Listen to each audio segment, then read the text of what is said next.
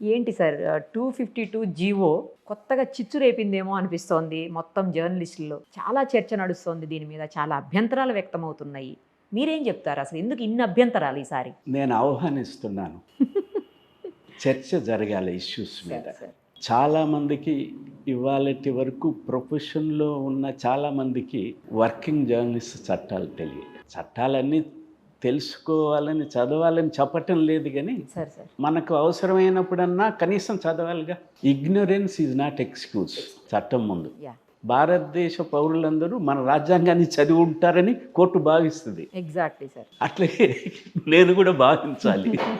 నా ఇగ్నరెన్స్ కనిపిస్తుంది, చాలా అమాయకత్వము, తెలియనితనము. మీరు చెప్పిన జీవో ఉంది, జీవోలో ఎన్ని అవాస్తవాలు చెప్తున్నారు. ఇవాళ ప్రెస్ కాన్ఫరెన్స్ పెట్టి సోషల్ మీడియాలో ప్రభుత్వం ఇచ్చేటటువంటి సౌకర్యాలు, సంక్షేమ చర్యలు విలేకరులకే వర్తిస్తాయి, ఇతరులకు వర్తించవు.